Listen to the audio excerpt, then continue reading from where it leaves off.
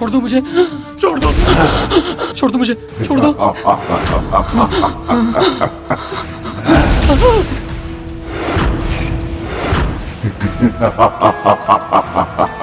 मुझे बख्श दो, बख्श दो, मुझे माफ कर दो, जाने दो, मुझे छोड़ दो, मुझे छोड़ दो। अवश्य ही सोमदत्त जी का स्वर है, अर्थात वो भीतर है, परंतु ये राक्षस किसी भी पल इनके प्राण ले सकता है।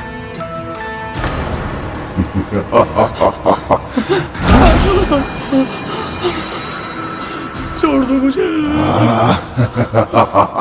मैं हाथ जोड़ता हूँ, मत खाओ मुझे, छोड़ दो। दुष्ट राक्षस निर्बल को सताकर बड़ा वीर बन रहा है। यदि साहस है तो बाहर आ और मुझे हरा के दिखा।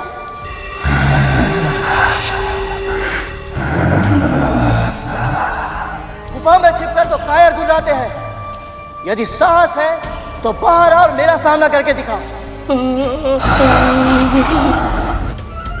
प्रतीत होता है कि तुझे लुका छुपी का खेल बहुत पसंद है। यदि 3 गिनने तक तू बाहर नहीं आया तो मैं तेरी मृत्यु बनकर भीतर आ जाऊंगा। मत खाओ मुझे, छोड़ दो।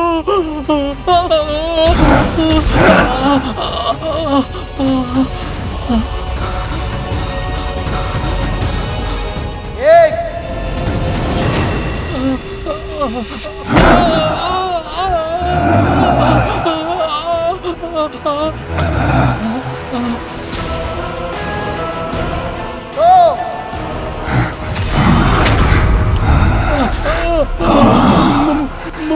मत खाओ मुझे, छोड़ दो।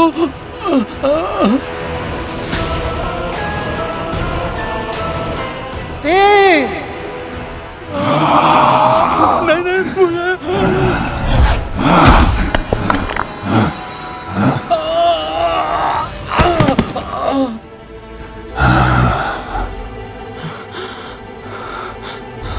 ओए, इधर उधर क्या देखता है? मैं यहाँ हूँ।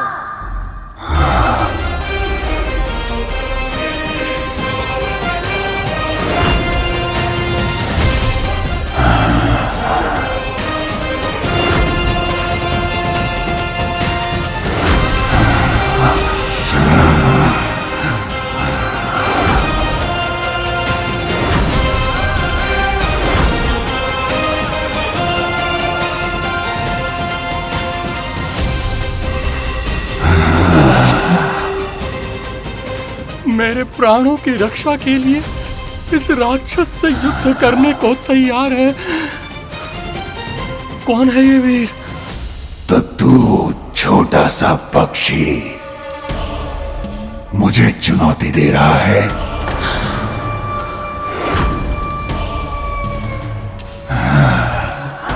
तुम सचमुच बहुत छोटे हो। मेरे लिए अपने प्राणों को दांव पर मत लगाओ। चले जाओ तुम यहाँ से, चले जाओ। अब तो बहुत देर हो चुकी है सोमदत्त जी। अब तो ये खेल आरंभ हो चुका है। अब या तो ये दुष्ट मुझे हराकर मार देगा या फिर मैं इसे हराकर आपको मुक्त करा लूंगा।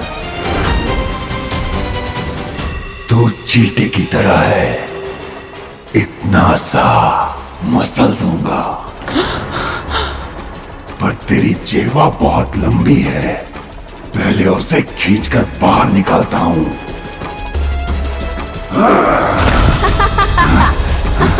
आजा।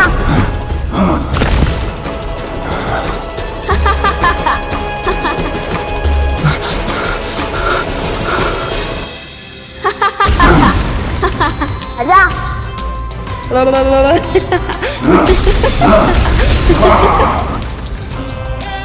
तुम तो सचमुच इस राक्षस को खेल खिला रहे हो। हे ईश्वर, आपका बहुत बहुत धन्यवाद। आपने मेरी रक्षा के लिए अपने इस नन्हे दूत को भेजा।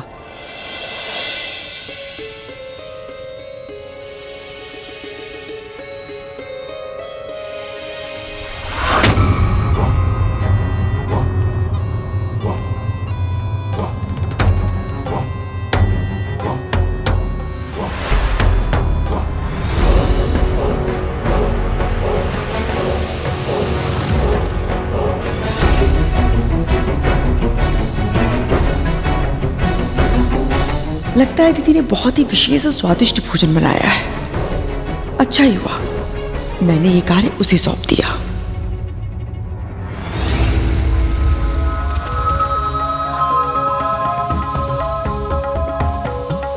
पर ऐसा भी क्या बनाया है कि उसकी सुगंध यहां तक आ रही है? पेड़े तो अवश्य ही केसर के बनाए हैं। मुंह से लार टपकने लगी है विमाता कद्रू।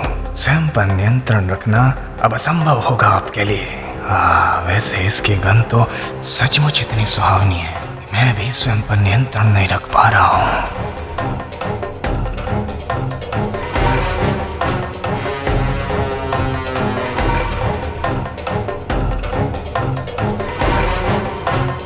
भले ही अभी चख नहीं सकती, पर एक बार जाकर देख तो सकती हूँ ना।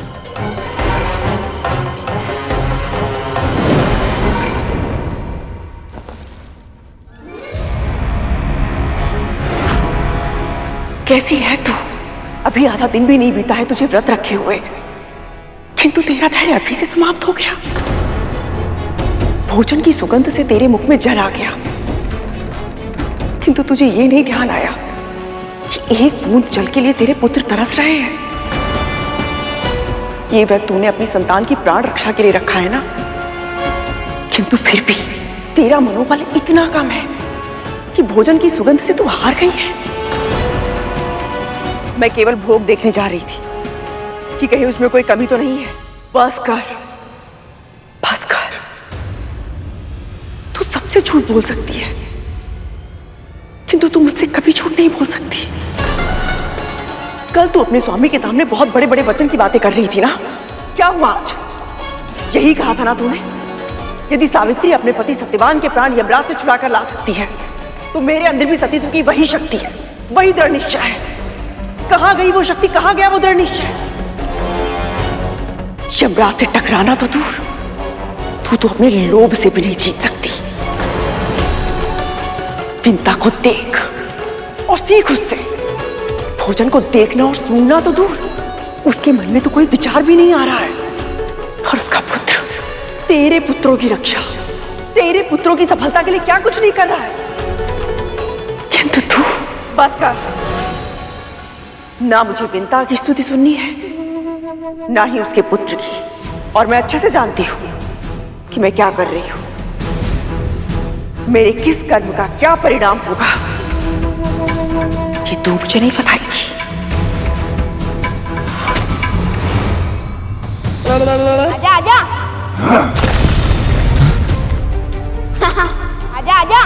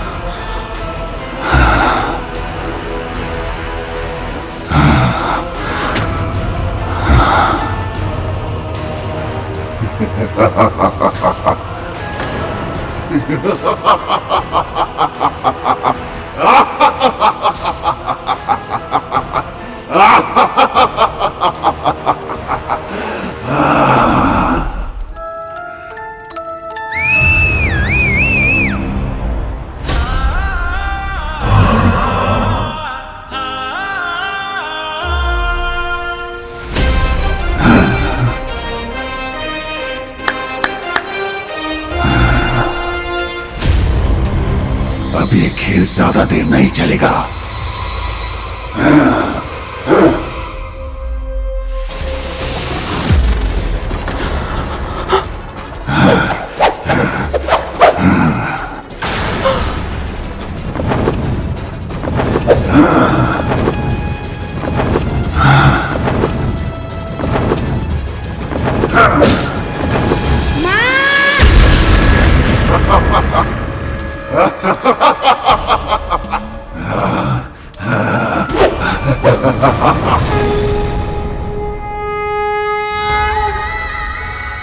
गरुड़, अब तक तो उसे आटा लेकर आ जाना चाहिए था। कहाँ रह गया?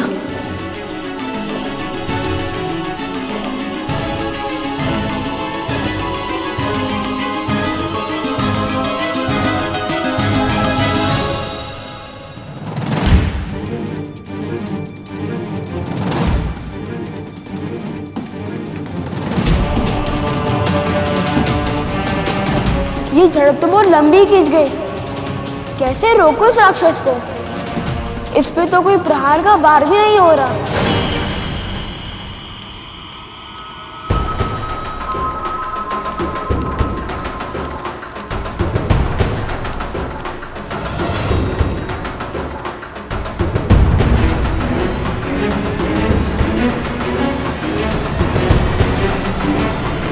व्रत के भोग में तो साधारण व्यंजन बनते हैं, तो फिर रसोई गृह से ये स्वादिष्ट और मसालेदार व्यंजनों की सुगंध क्यों आ रही है?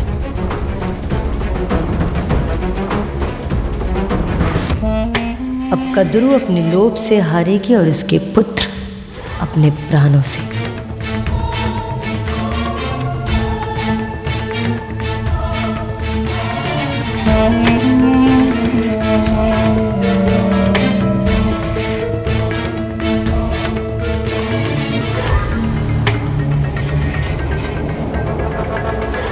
ये खाने की सुगंध से अपने मन को लालायित होने से क्यों नहीं रोक पा रही हूं मैं?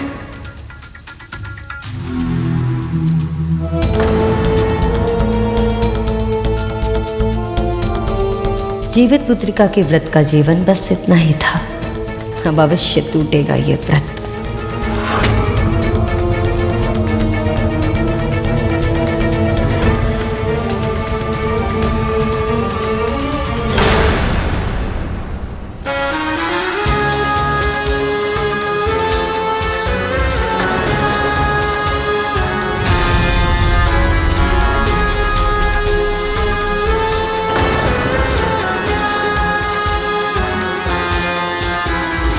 क्या कर रही हो तुम? कद्रू, मैं तो व्रत का भोजन बना रही हूँ। व्रत के भोजन में इतने मसाले कब से प्रयोग होने लगे?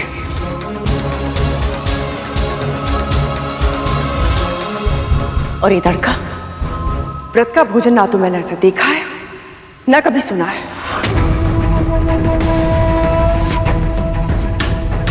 कद्रू, मुझे भी पता है कि तुम ये सब नहीं खा सकती हो। ये तो तुम्हारे पुत्रों। मेरे पुत्रों को ढाल बनाकर तलवार मत चलाओ दीदी।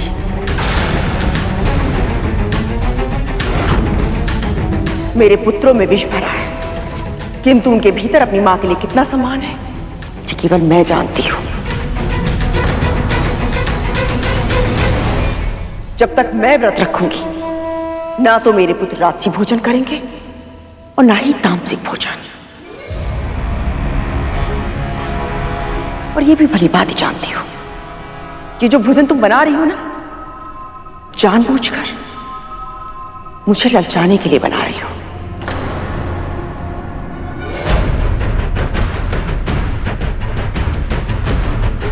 कद्रू की इच्छा शक्ति इतनी दुर्बल नहीं है।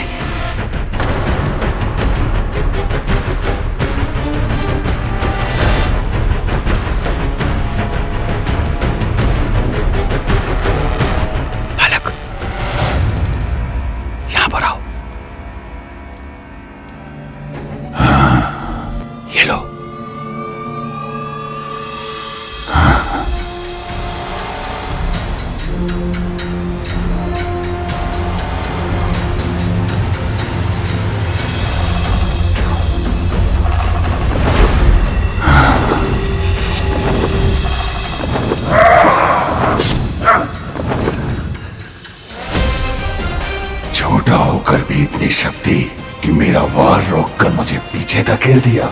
इस बालक में अद्भुत कौशल है, पर यह राक्षस भी विकट है। कैसे बचेंगे हम दोनों के प्राण? कितनी बार मैंने इसके तन पर आघात किया, परंतु हर बार इसके घाव पल भर में ही भर जाते हैं। कैसे विजय प्राप्त करूं इस पर? चलो। कद्रू, क्या कर रही हो तुम? मेरी बात तो सुनो। क्या?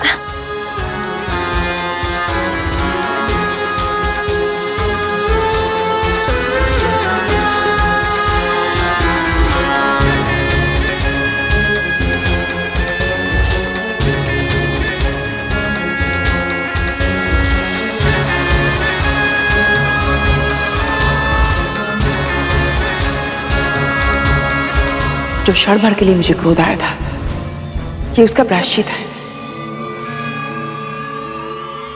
आज मैं तुम्हें अपने हाथों से खिलाऊंगी। और तुम्हें खाना भी होगा। तभी मुझे विश्वास होगा कि तुम्हारी भावनाओं को मेरे वचनों ने आहत नहीं किया है और मेरा व्रत टूटा नहीं है। कदरू, लो।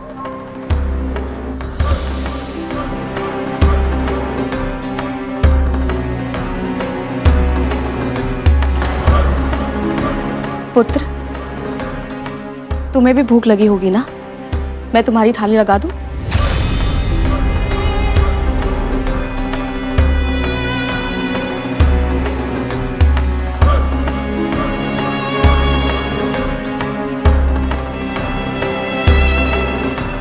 प्रभु विष्णु, आपकी बहुत बहुत कृपा कि आपने कदरू दीदी की इच्छा शक्ति को दृढ़ बना दिया। पर अब मुझे सतर्क रहना होगा ताकि दीदी फिर से ऐसा कोई प्रयत्न ना कर पाए।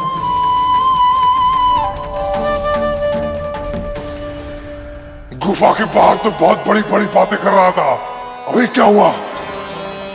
जीवा कट गई तेरी। अभी तक तो मैं इसके हर वार को काट पाया हूँ, परंतु सत्य तो यही है कि इतने समय तक युद्ध के बाद भी थकान केवल मुझे ही हो रही है। इस राक्षस की ऊर्जा तो घट ही नहीं रही। कायरों की तरह छिप मत, सामने कर मेरा। यदि मुझे इससे जीतना है तो अपनी योजना बदलनी पड़ेगी, पर करूँ क्या मैं? ये बहुत ही विशेष शहद है गरु, इसे खा लो। भूख तो मिटेगी ही, बुद्धि भी चलेगी।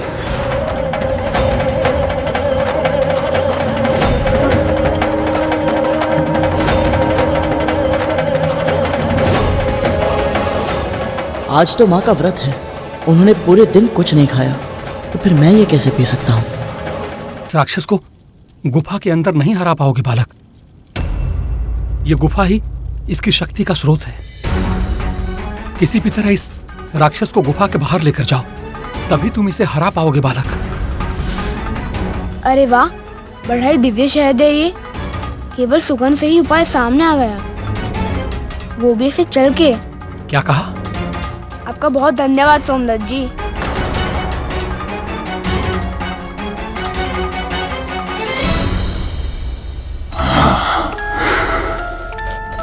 आजा आजा।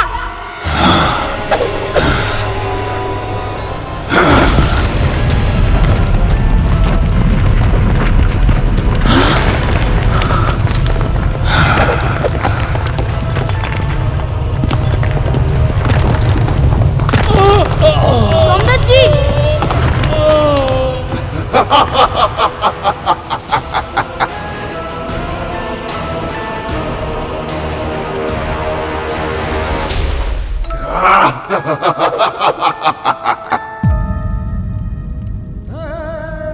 आपकी पत्नी को बहन कहकर पुकारा था मैंने, और वचन दिया था कि आपको सुरक्षित लेकर आऊंगा। पर अब मैं अपना वचन कैसे पूरा कर पाऊंगा? और माँ के लिए आटा भी तो ले जाना है। अब इसकी आज्ञा मैं किससे लूंगा?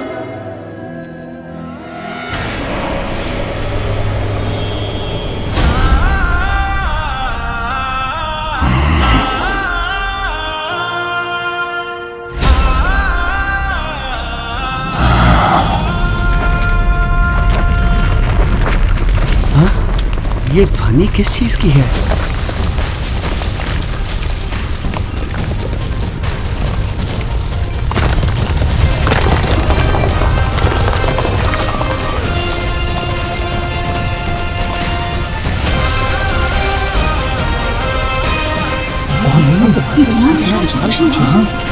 मैंने तो कभी देखा था, कितना विशाल